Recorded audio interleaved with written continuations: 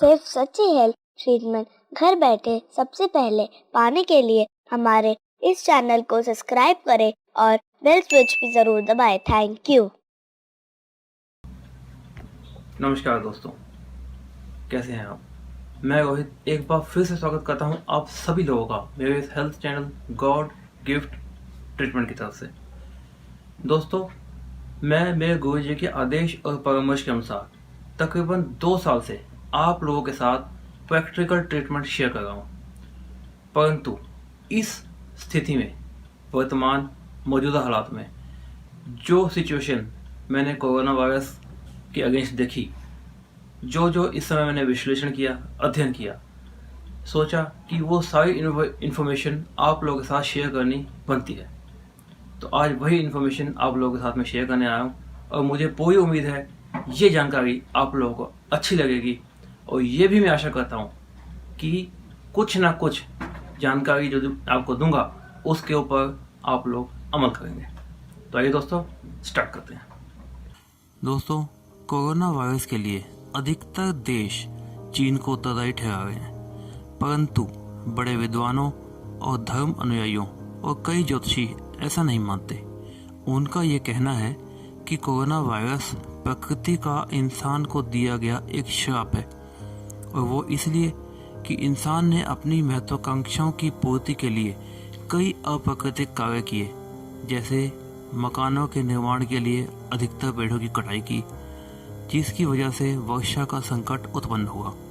बारिश के कम होने की वजह से ग्राउंड वाटर लेवल कम हो गया। अब तो ये आलम है कि सरकार ने बोरिंग पर पाबंदी लगाना शुरू कर दिया है।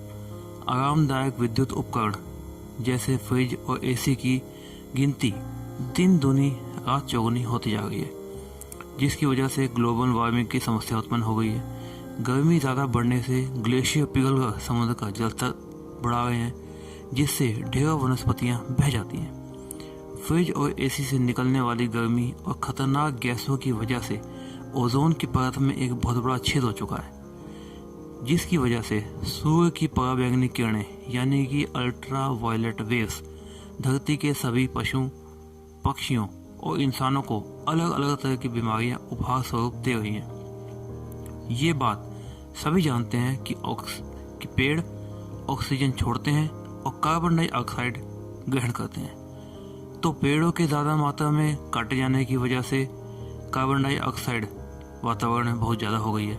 इससे भी अनगिनत रोग उत्पन्न हो गए हैं।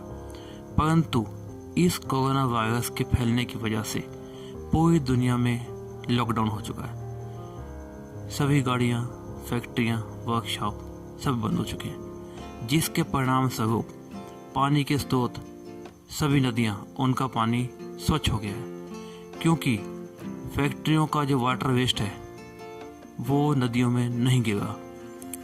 ऑक्सीजन बढ़ने के साथ साथ स्वच्छ हो गई है।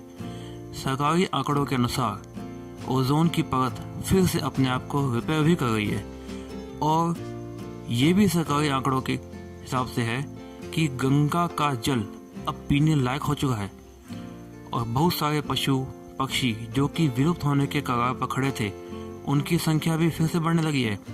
प्रदूषण ना के बराबर होने की वजह से गर्मी भी बहुत कम पड़ गई है।